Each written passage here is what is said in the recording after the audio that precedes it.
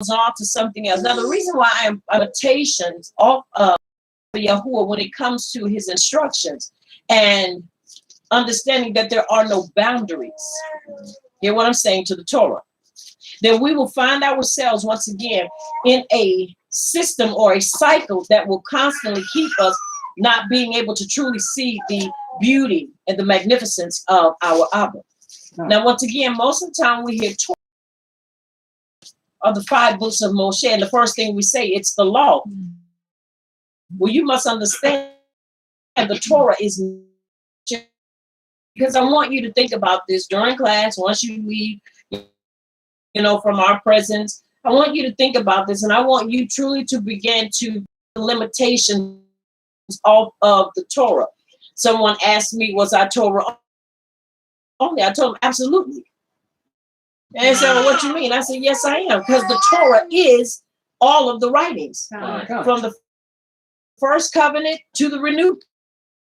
Most basic archaeological form, Torah means this: oral teachings, divine instructions, commands, customs, regulations, principles, guidance, and systems. I want you to remember that.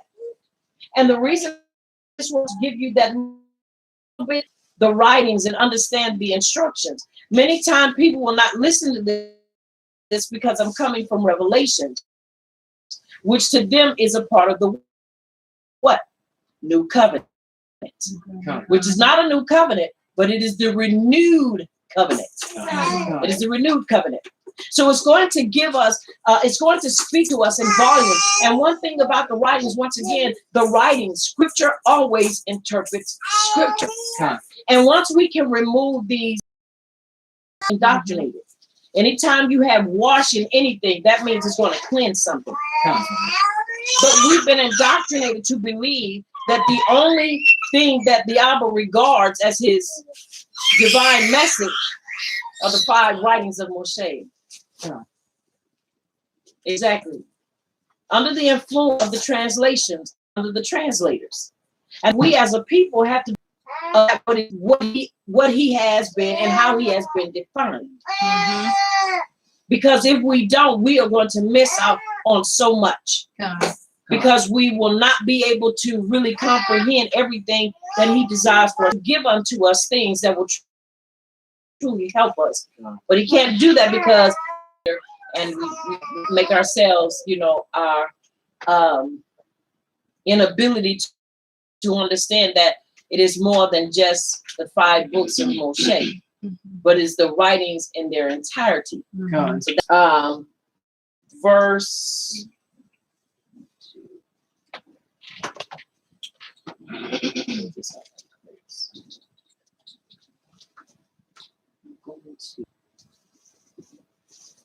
All right. Now, in Revelation chapter 17, verse 10,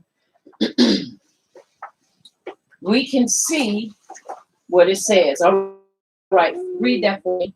Verse 10, chapter 17. Revelation chapter 17, verses 10 and 11. There are also 7 kings. 5 have fallen, 1 is. The other has not yet come. But when he does, he must remain for a little while. The beast who once was, now is not, is an 8th king. He belongs to the 7 and is going to destruction. And it is so. And it is so. All right. Now, this is important for us to understand in order to put the puzzle pieces together. It is important that we understand what the puzzle pieces are. Very important. Now, one is being Rome itself, and the other has not yet come, Islam. Not yet real. And when he comes, he or it must continue a short. And the beast that was addition. Now, it's already telling us right there, the 7th beast is also the 8th beast because it is a continuation. Are y'all following? Islam will have a brief closing. That is the Ottoman Empire brought to a close, but not cut off, as Islam had to be revived again, as predicted in Revelation chapter. All right, when you have it, send this. So, And it is so. all right, let's read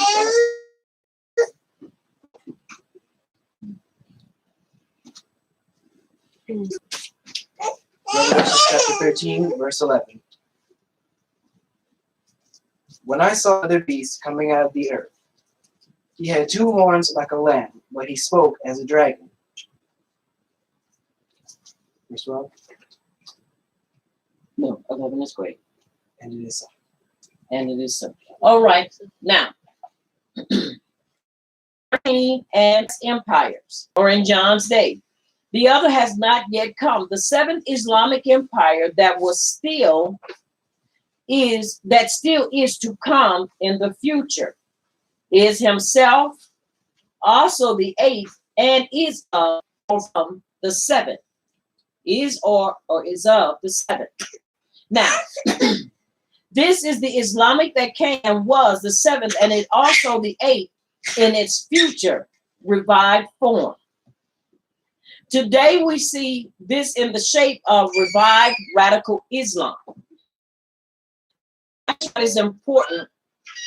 As I say, we have witnesses, and we not only have proof, but we also have evidence. When you begin to look at radical Islam, just look at the things that are going on. Many times the things that they do, they are in, people deny it. And some stuff they do, the media is not going to really put it up there. Reason being because they're on to broadcast what they want.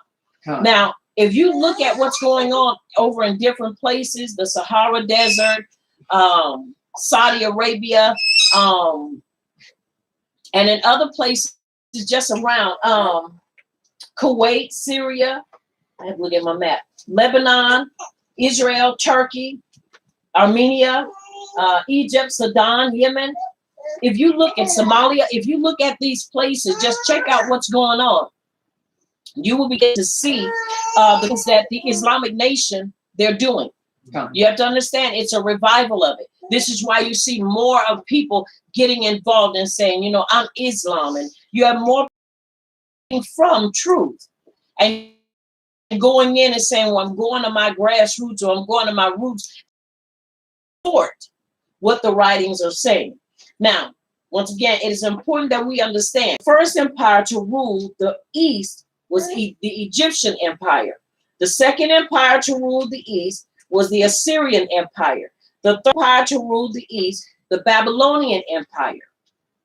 The fourth to rule the East is the Medo-Persian Empire. The fifth empire to rule the East, the Grecian Empire. Now, we know that there were also Chinese dynasties of prophecy, as they never ruled Yasharal or the East, or what we consider the Middle East region, the Middle Eastern region. This is why it is important whenever you're looking at biblical facts, any kind of information, especially when it comes down to this, you got to understand empires, who ruled, who did not. Yes, there are many empires, and there are many things that significantly resemble or resemble it significantly, but just because something resembles a thing doesn't mean that it fits. A person's foot, because you put it beside a shoe, could look like it could fit it till you try to put that person's fit that shoe. Put it right there until you see narrow or too wide. And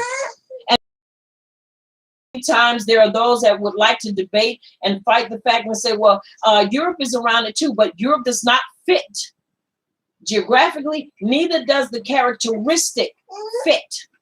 Now, there are parts when we said here, even when it talked about Rome, the current Rome Empire during Yehoiachin's young, that was when it was talking about.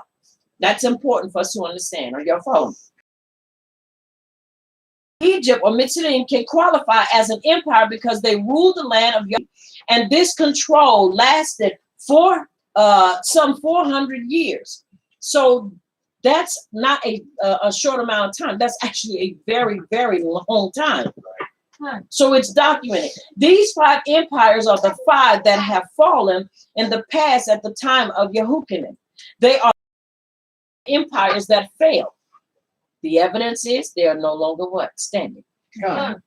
They're no longer standing. That's the key evidence. All right, now. The East was the Roman Empire, as clearly identified by the angel in Revelations, which during Yehoiakim's time, approximately 100 CE, was at the height of its power. The Roman Empire had ceased to exist in the West after the defeat of the Western Roman Empire, the Roman imperial throne at Constantinople, modern-day Istanbul, and moved to the east, Byzantium in Turkey. This was the seat of power. For our purposes, we can it's the eastern leg of the Roman Empire, Islamic Empire, which the Malach, also the angel, told Yehoiakim about, the other that has not yet come. At the time Yehoiakim wrote Revelation, the Roman Empire was ruling. It exists, thus ruling out Rome totally. It's important that when we read not through the lenses of something that is already as being true, and it is not. God. This is why so many times people want to fight and they want to go over. But listen to what the Malach said, is not.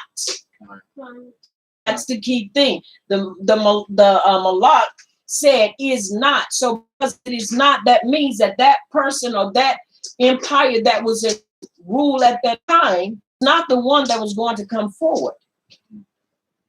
Are y'all following me? God.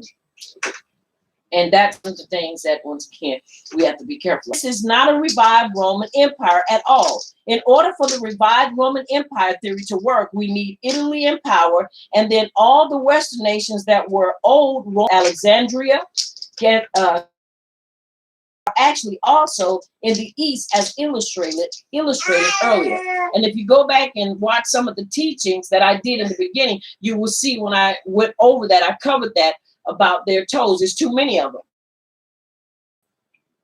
them. It's only 5 toes on a foot, but Rome had too many. Had too many. So that automatically disqualified them. The other, let's look at Numbers, the midbar, 24 and 24. Chapter 24, verse 24. Which is Numbers 24 and 24.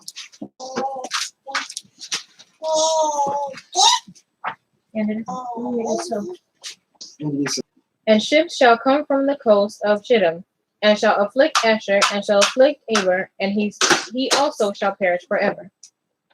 And it is so. And it is so. All right. I'm going to read the footnote from my writings, and we're going to read from a book. Now, let's look at this.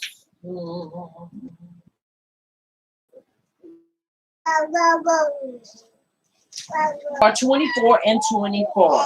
24 and 24. 24 and 24. But ships shall come from the coast of Cyprus, and they shall afflict Asher and afflict Eber, and so shall Amalek, until he perishes. Quite clearly, the Hebrew word used for Cyprus is Kittim. This prophecy has never been fulfilled, and classified as Cyprus here includes Spain and Italy. The very Roman Western nations that will fight the Anti-MaShiach, which indicates that in Spain will be on the Allied forces side. So, y'all hear me? This is what we're looking at. We gotta watch everything that's going on, because right now we don't see anything happen. But everything is kind of quiet. Okay. Now, 30. Let's look at Daniel chapter 11 and verse 30.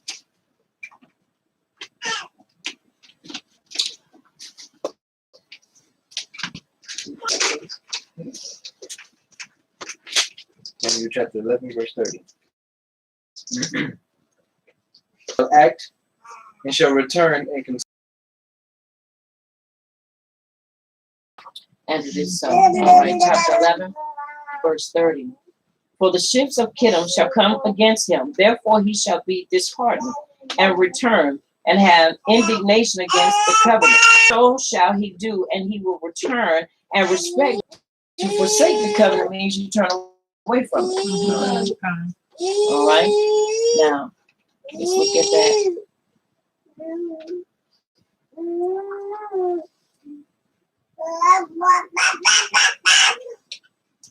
Kittim comes against him, the Anti-MaShiach. This is backed up with Numbers 24 and 24. And so the writings agree that these are Western nations. We have two clear witnesses. But who are the ships of Kittim, and how do we conclude that they are Western European nations? Balaam foretold in the Midbar 20 of the north, and also extended to include lands west of Syria, all of Greece, as far as Illyricum and Italy. Note that these lands are not Muslim. The name originally designated the Phoenicians port of Sidon in Cyprus. The term appeared in the Dead Sea Scrolls and was used of the Romans in the Septuagint for Daniel 11 and 30. So if the Anti-MaShiach is an individual who is Western Europe, which is Rome, then this would mean that the supposed Anti-MaShiach territory is in fact fighting itself, as most misled current theories believe that the Anti-MaShiach. This poses a major problem for these interpretations. Anti-MaShiach cannot come from Europe because then Europe would have to attack itself. Rather, as mentioned before, the attackers of the Anti-MaShiach come from Europe. So y'all understanding, land, geography is important to understand. Without those things, then we would be just going all around and going in circles. Once again, you got to have proof, evidence, and witnesses. And all of this, are the writings? This is the writings. This comes from the writings, and we're reading it. All right. Now, let's finish reading. In general, Kittim, or it will be Shittim, is used of all the islands and various settlements on the sea coast, which they had occupied, and later of the people who succeeded them. When Phoenician power declined, hence it designated generally the islands and coasts of the Mediterranean and the races that inhabit them. Javan in Bereshit 10 and 4 were known in history as Dardani. Let's go to Bereshit 10 and 4. They were known in history as the Dardani, originally inhabiting Illyricum, and are ethnically related to Kittim in 1 Chronicles 1 and 7. All right, let's go there too. They are referred to as Rodanim. The Septuagint Samaritan version also read Rodi. So some have concluded that the Rhodians are the inhabitants of the island of Rhodes. All right, let's look at Bereshit 10 and 4, and then let's go to 1 Chronicles 1 and 7. And it is so. All right. Bereshit 10 and 4 reads, and the sons of Javan, Elisha, and Tarshish, and Kittim, and Dodanim. And it is so. Read it again. And the sons of Yaban, Elisha, and Tarshish, Kittim, and Dodanim. The sons of Javan, which would also be Javan, and use a J. 10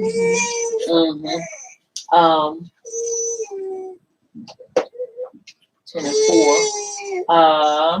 The sons of, once again, the sons of Yavan were Elisha, Tarshish, Kittim, and Dadan, Rhode Islands, and part of Italy and Spain. Okay. 2 and 3. Tarshish and not Tarshish, as these are the European sides, the region of South Central Turkey. Y'all see that? So you have to be careful even how you pronounce it. I'm gonna read that again. All right. This is Tarshish. This is to be read Tarshish and not Tarshish. T-A-R-S.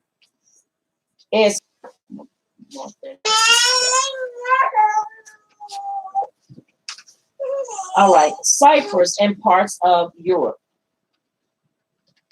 Cyprus and parts of Europe. All right. Now, First Chronicles 1 and 7. Now we're seeing, right? We're seeing order. We're seeing the order. We're following the order of this. All right, let's go to First Chronicles, chapter 1 and verse 7. And the sons of Yavan, Elisha, and Tarshish, Kittim, and Rodanim.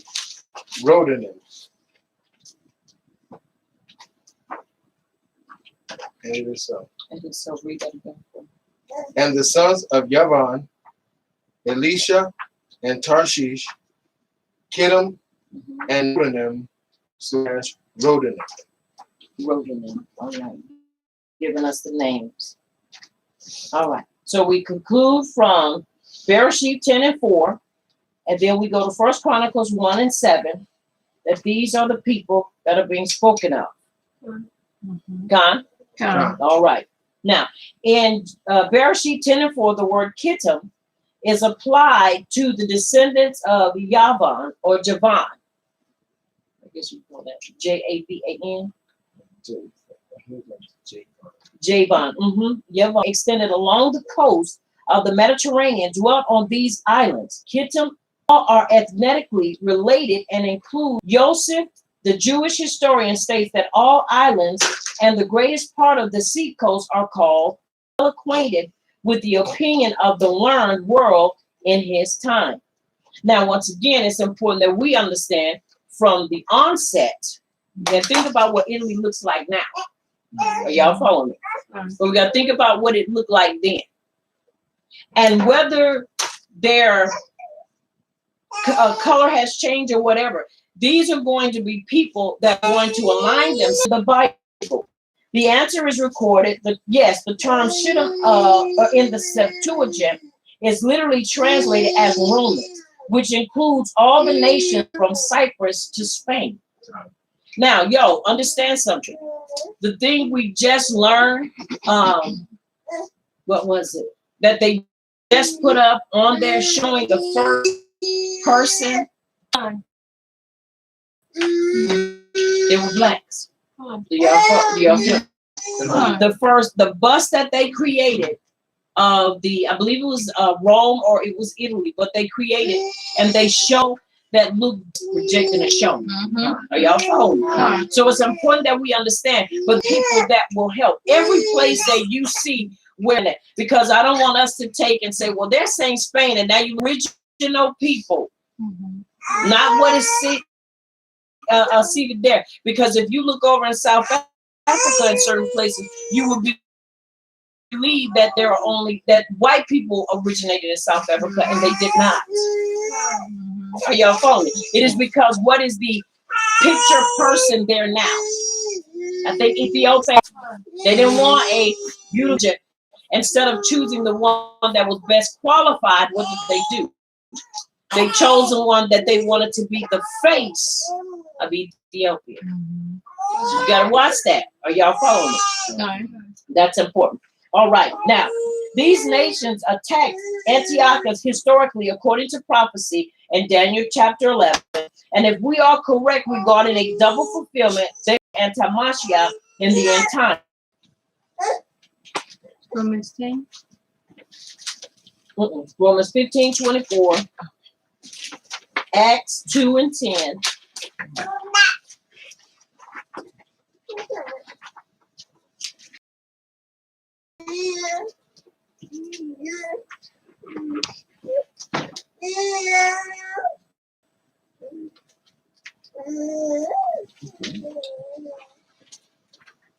All right. And 18 and 2.